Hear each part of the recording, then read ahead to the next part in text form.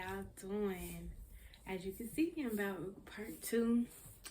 About the day that I lost my mom.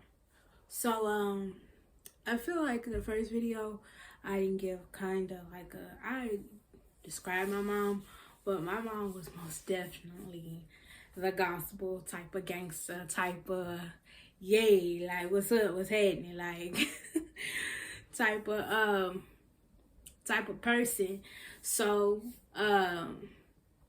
she just had a lot of wisdom and a lot of power that came with her. Like, she was for you. When she was for you, she was for you, and she was gonna tell you what you needed to hear, not what you wanted to hear. Like, she was gonna pray for you. She was gonna tell you what you needed to hear. She was gonna love on you. She was gonna give you wise words. She wasn't gonna sugarcoat anything, and she was ready to go to war with whoever. Like, and I'm not gonna lie, like, that's kind of how I am now. Like, ready to go to war with whoever about whatever. Like, don't play with me. I'll pray for you, but don't play with me. Like, so that's kind of like where I take that, from her. Yeah. So, my mom, like, the day that she passed, April, I can't even remember the day that she actually passed. I want to say the 17th of April. Like, she was sick that week, and she she was going to the doctor, still going to dialysis or whatever. And she called me into her room like a couple of days before she passed, and she had this paper in her hand or whatever. The paper was her funeral, planned all the way out. And I'm not gonna lie, I did not want to, like, my mom, when she first got sick, she wanted to talk about, like, her funeral arrangements and stuff, and it just wasn't comfortable. Like, I would joke with her. I know it probably wouldn't be funny to y'all, but you have to know me and my mom are dynamic, and I would tell her, girl, I'm gonna just bury you in the backyard and put a tree on you so I can come water so I could water you every day. But that was just my way of, like, not taking. I just didn't want to have that serious talk about her not being in my life. Like, I just didn't want to talk about it. I didn't want to talk about it. I didn't want to hear about it. I don't want to hear what you want done at your funeral, because as far as I'm concerned, you just gonna be here, okay? So a couple of days before she passed, it's just like she had this paper, and my mom had beautiful handwriting, beautiful handwriting. If I have a picture to show y'all, like a list that she made of goals that she wanted to accomplish, my mom had beautiful handwriting. So I'll insert a picture if I can find it. But again, she was trying to explain to me, like, hey, like, they say I have congestive heart failure, when your heart it's not pumping like it's supposed to, and they're only giving me, and before she even could tell me however long they were giving her, again, if you watch the first video, I felt like it was the same thing, someone trying to put an expiration date on my mama. And because she had been through so much, I didn't want to hear that. I don't want to hear that. And I was on a whole thing of, like, girl, you didn't been through a stroke, you didn't been through surgeries, you didn't been sick to be, like, you have like, you went past what your first doctor told you how long you were gonna live. Like, you've been living with kidney failure for a very long time. Like, I ain't trying to hear that, okay? I don't want to hear that, okay? And another thing, like, with people with kidney failure, they can't use the restroom. Like, well, I know my mom. I'm not going to say everyone because I don't know the whole science behind it. But I know my mom, she couldn't use the restroom. But I promise y'all, word to the man, my mom was starting to use the restroom herself. Like, because the whole thing with dialysis, it gets that, what your body is supposed to do through urinating or whatever, it doesn't do that when you have kidney failure, and that's why you have to go to dialysis and stuff like that. But I'm telling y'all, she started to use the restroom. It was so crazy because like her doctors did not believe that she was starting to use the restroom, and she was like, I am. Like they had her like catch it and stuff like that, and sit and give it to them so they can see like there's no way, like her doctor's telling her, there's no way you are using the restroom. There's no, like, are you sure that, like, y'all, when I say my mom was just a walking miracle. So for her to come and sit, and I felt like girl, like, don't start talking in a defeated manner. That's how I was feeling then, but I know so much better now. You know, like, girl, you're gonna be fine. You're gonna be fine because you have to be fine because we need you here. Like, you know, I need you here. Like, girl, I don't want to talk about that. So, as the days progressed, like, she really had this really, really bad cough. Really bad cough. Really, like, she just, and finally, like, at first she was at home trying like, oh, it'll subside. But finally, it got too bad to where she had to go to the hospital. And at that time, my granny, me, and my little sister, and my dad, we were all staying together or whatever. And, you know, she went to the hospital, but like, I hate to make it sound like this, but my mom had gone to the hospital so many times. Like, it's like, and she always comes home. She always comes home. So it puts you in a pattern of she's going to be back home. That's just it. It didn't feel different. It did not feel different. It didn't feel different or whatever. So while she was there or whatever, my father, he went up to the hospital with her and stuff like that. I still, as you know, my kid's father was incarcerated, so my granny was helping me watch my kids. My sister was still going to school. I was still going to work or whatever. And I remember receiving sorry y'all, it's giving me chills. A phone call from her nurse at the hospital while I was at work, and it was kind of like your mom needs emergency surgery, but I think you should be here. I think you should find a way to be here. And it's like, and mind you, the nurse was calling from the hospital phone, and I'm like, okay. And I'm in the middle of my shift. Mind you, this never happened. I've never had any nurse or whatever call me and tell me like, you have to come here. Like, you may need to come here because of your mom. Like, I've never had that. So I'm at work and I'm lost like on what I should do. So I call my mom's phone. I call her phone, and this is the last time that I ever heard her voice. This is the last time I heard her voice. Didn't want to cry. I said, "Mama, you okay? What's wrong?" And she, still being her, y'all, still being her, she was like, I'm fine, baby.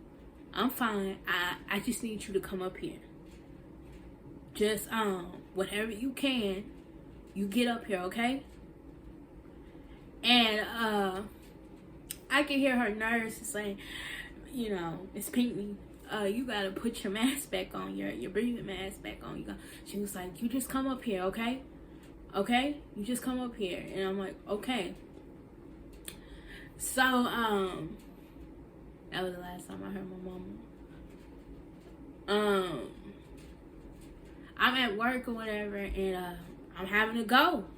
So, my job or whatever, the person who was in charge, like, I'm telling them, like, my mom is having emergency surgery and I gotta go. And they're kind of like, you know, jobs, like, bro, sometimes, like, man, people could be so insensitive about what's going on with people, like, for real. But, you know, I go ahead and I leave, but I don't go to the hospital. I go home.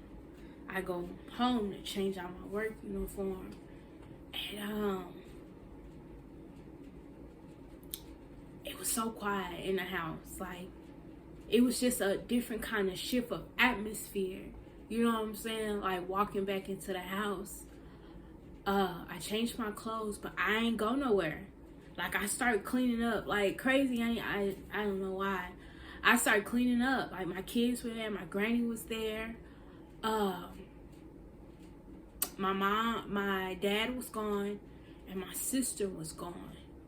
But I just couldn't, you know? So as the time progressed on, because it was like kind of early in the afternoon when I talked to my mama, it started getting a little later. And she had this best friend or whatever. I'm gonna speak about how I was felt, because she was making me mad back then. And she had a best friend or whatever who was up there, who was calling and I guess trying to like keep my granny updated, but she was crying.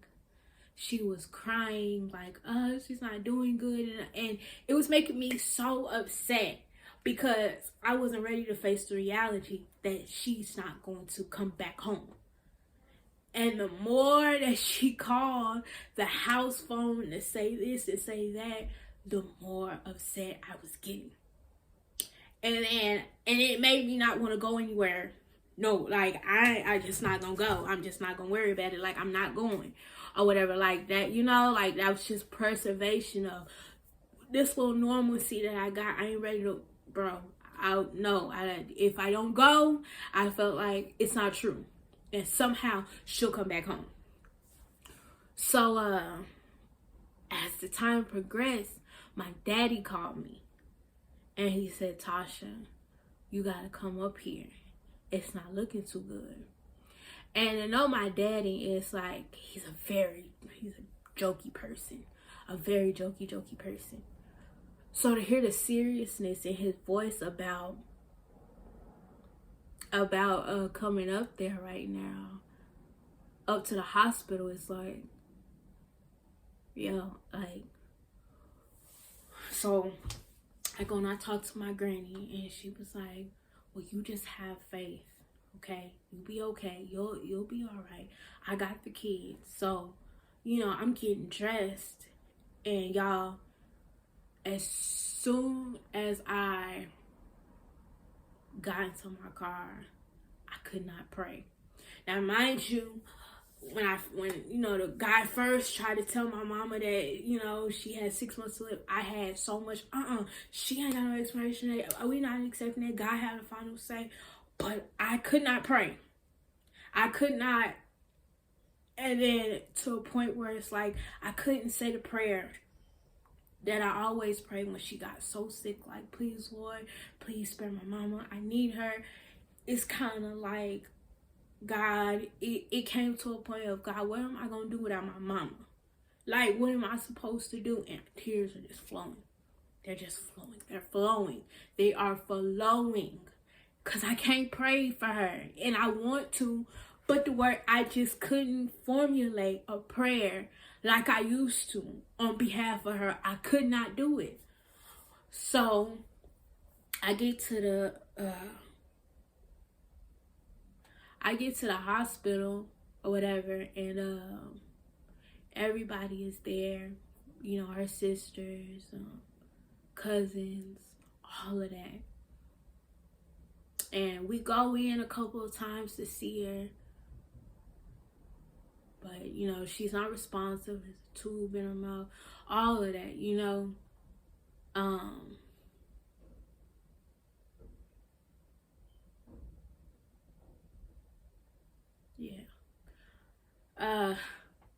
So I'm sitting and I'm just blank. I've never been so blank in my life. Like, you not thinking about anybody. I wasn't thinking about her.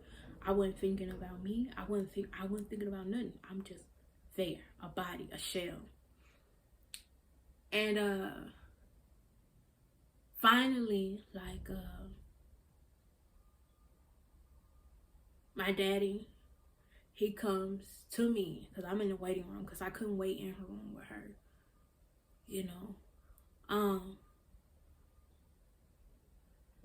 And he comes and get me. He was like, Tasha, it's time. And I didn't ask, you know, what he meant or anything else like that. I kind of knew, you know, that it was time to say goodbye. And even though I didn't want to, like, there was nowhere, you know, to run from it. Like, and I already couldn't pray, so it's like, so I remember taking his hand and walking into her room for the final time. My sister, I want to say they removed the tube or they removed something from her to see if her heart was going to beat by itself, you know. And she had this nurse. It was a guy. I'll never forget that when she started to flatline, he tried, because my mom was a DNR. And if you don't know what DNR is, it's do not resuscitate. But I always told her, like, girl, if I have a chance to save you and bring you back, I'm going to save you and bring you back. But with everything that happened with her that day, like, they had asked my father, like, do you want to honor the DNR? And it's like, no, try to resuscitate her. But because of my mom's previous health, you know, when she would go under, like, really flatline. Like, when I say my mom's health journey was, whew, it was, whew. She would always say about how it hurt to come back. How it, like, how they have to push on your chest. How they have to, like, it hurt. And she, you know, even though she would be grateful about coming, you know, being able to be brought back, but she was like, it hurts a lot.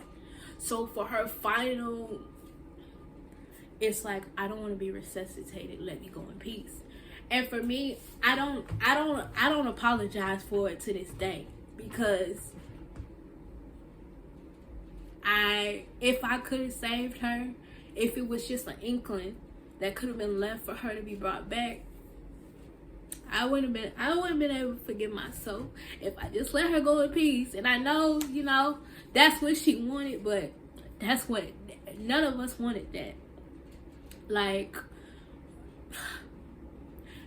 I wouldn't have been able to just, like, see her flatline and not tell anybody, like, to help, you know, bring her back, you know? So, the guy nurse, when my mom flatlined, he got on top of her and he started trying to resuscitate her. And it was a whole bunch of nurses, a whole doctor in there trying to revive her, trying. And then finally, like, the doctor looked at my daddy. He was like, I think it's time we call it. So that man nurse, he was working. He was trying his best to resuscitate her. He really was. And finally the doctor, you know, tapped him like, we're gonna have to stop. We're gonna have to stop. You know? And y'all, it's like, once he stopped, it's like she took one final last breath. And when she took that last, I couldn't breathe anymore. I couldn't breathe anymore. I had to sit down. I had to sit down because I felt like when she took that last breath, my life completely changed. My life as I knew it was gonna completely change, and I wasn't ready. I wasn't ready. You know, I wasn't ready. And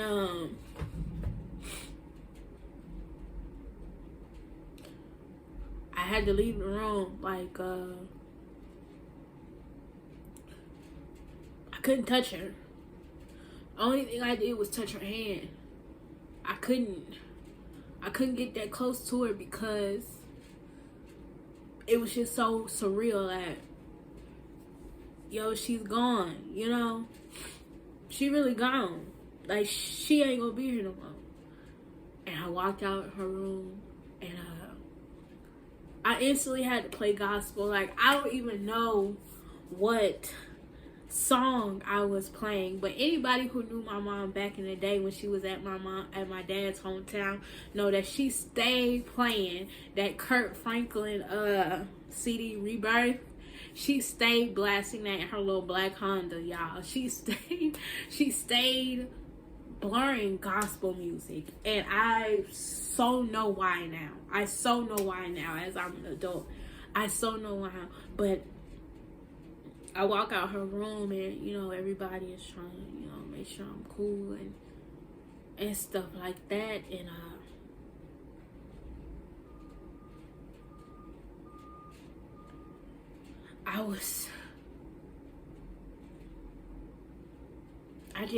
I instantly had to lean on God. I really did. I instantly started playing gospel because it was a lot.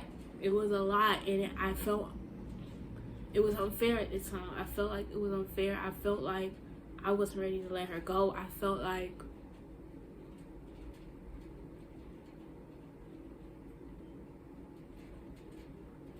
she was leaving me too soon.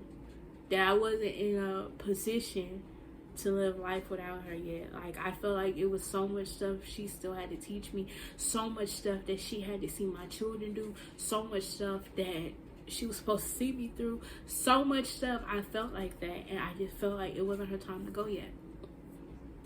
I felt like that.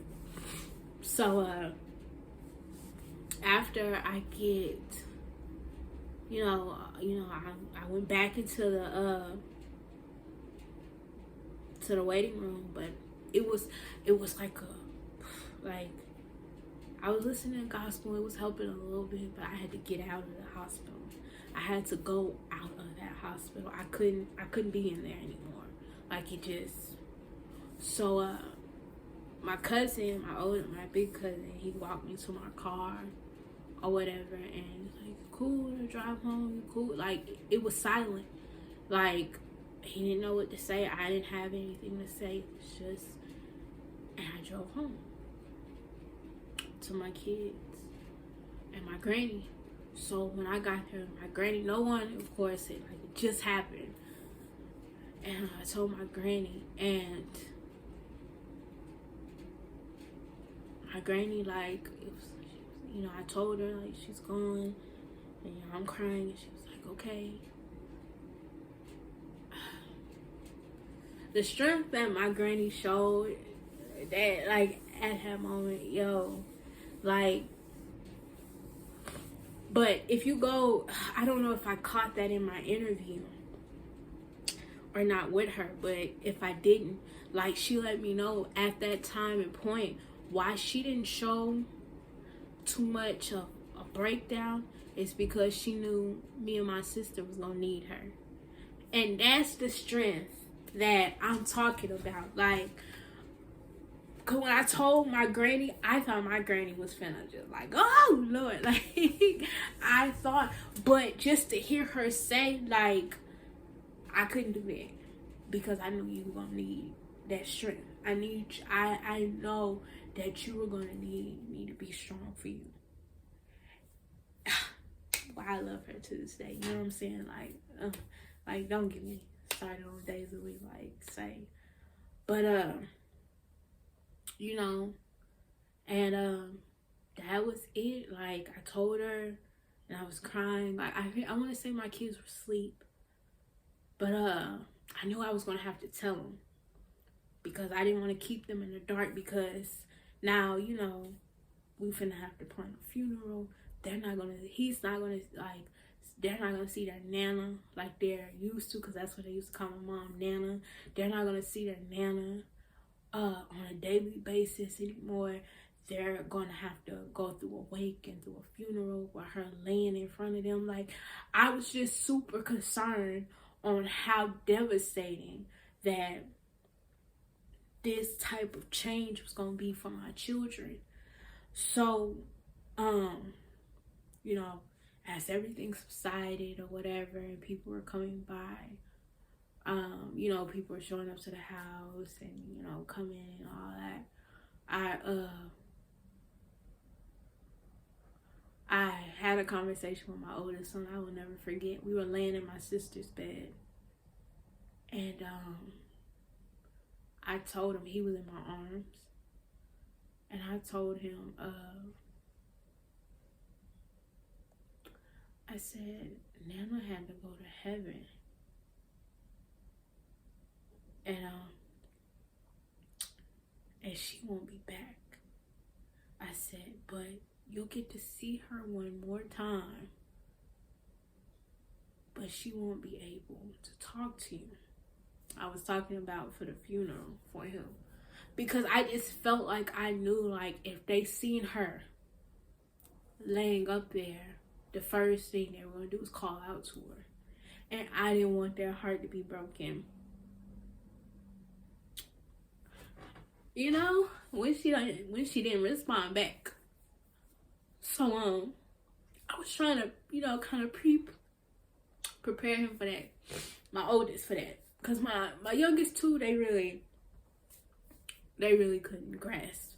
But him and how my mom and his bond was, he would understand. So, yeah. So he looked up at me. He's like, so she died? I said, yeah, she died. And my baby instantly broke down in my arms.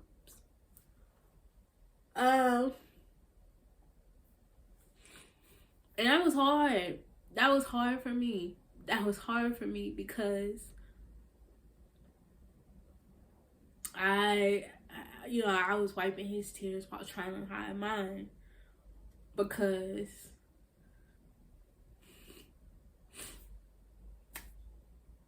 I'm broken, because I lost my mama and you lost your nana, but I am your mama. So I have to be strong for you, because I know your little feelings is hurt, and it was just a lot. It was a lot. Like, my sister, she was still having to get through school and stuff like that. Like, I don't even think my sister ate for some days after my mom passed. I don't think she ate for days. And I was just moving around. I was trying to keep myself busy so I wouldn't break. So I wouldn't break down. So I felt like back then that I kind of put off the grieving process a little bit. Because I felt like my kids needed me. And I felt like a whole bunch of other people needed me. I felt like people needed me to be strong. And also because my mom would always say, like, in the midst of her trying to talk about stuff she, wanted when she passed, like, Tasha will be fine. Tasha will be fine. Like, I'm not worried about Tasha. She's going to be okay when it's time for me to go. She's going to be okay. And the confidence that, it would, like, when she left and she would, and that would have to replay in my head, like, Tasha's going to be fine. It's like, girl, on the days that I was fine, it's like, yeah, she knew that.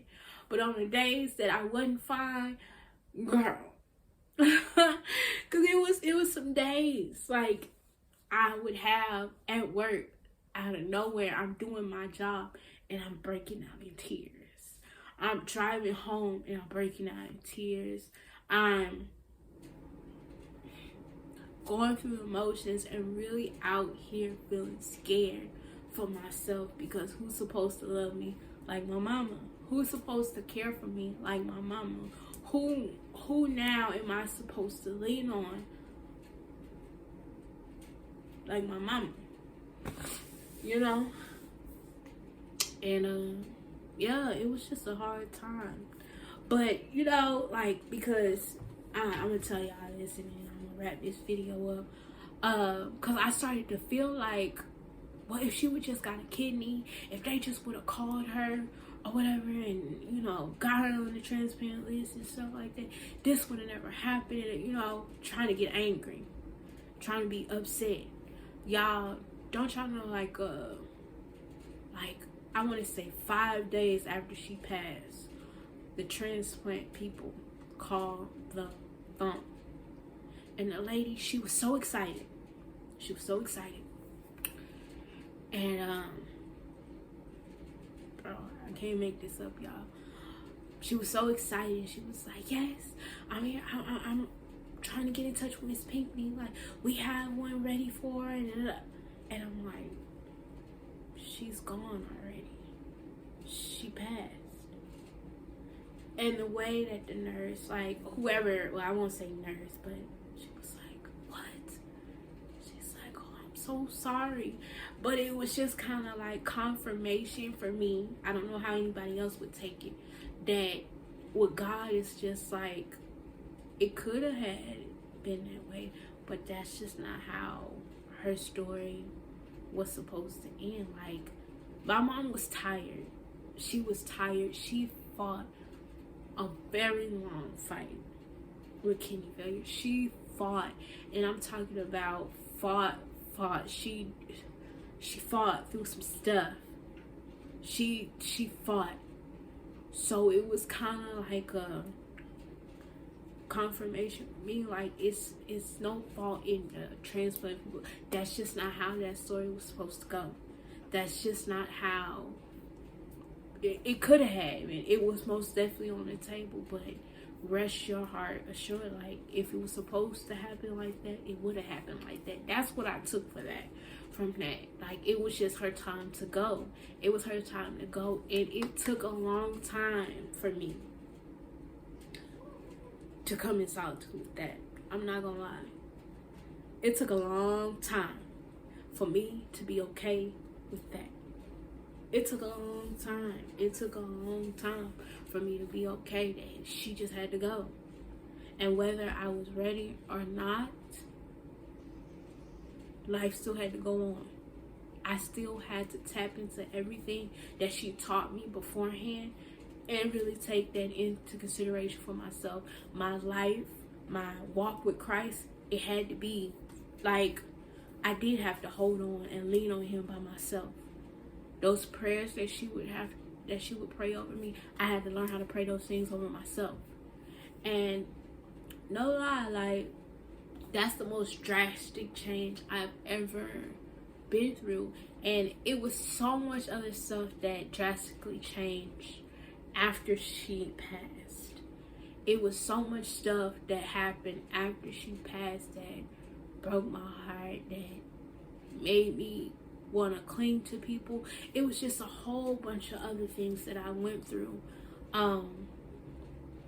after that, after her passing. But yeah, I just, for all the young girls out there who lost their mother, whether it be at an early age, your teenage years, your early 20s, early 30s, or, late in life, it don't matter. It hurts. Especially when you have a bomb.com mom. It hurts. And you don't ever get over it. You learn how to cope day by day. That's it. You learn how to walk with that on your shoulder and not let it bog you down. That's it. Because it's like, oh, when do I get over it? Never. You don't ever get, especially if she was a strong woman and someone that you looked up to and inspired to be. Like, you don't ever get over that. You learn how to cope, but you learn how to cope with God. You learn how to cope in grace. You learn how to allow God to come in and heal that heart. You learn how to just cherish all the memories and times that you had with them and decide to keep going, because you feel like the best thing that I can give my mom is for her to be in heaven looking down at me, watching me prosper, watching me walk through things like she did, watching me conquer and break generational curses, watching me live a whole full life like she wanted me to. not being sad and bowed down and deciding to be defeated, but walking in my power like she always wanted me to. Being the woman that she always knew that God would call me to be. Allowing me to see my strength and all through all of this. So I just want to send love and light to all women, all that's out here being a mom without your mommy, being a wife without your mommy, being everything without your mom. Because, girl, I get it. It's hard out here. It's hard. But you just take all your memories, know what she wanted you to do and how she wanted you to make it and succeed. You take that and you go and you strive and you live and you make your mama proud. You wake up every day knowing who you are, what you've been through, and you make her proud. Every time you wake up and decide to keep going and not let the loss or the grief hold you back, you keep living and you make her proud. Okay? So, until next time, y'all. This was a very vulnerable video for your girl, but I hope you guys got a little insight of, me a little bit and my mom. So when you see those funny videos about my mom, y'all gotta know it's just cherished memories that I want to share and put out there because it's helping on my healing journey. Okay? Till next time, y'all.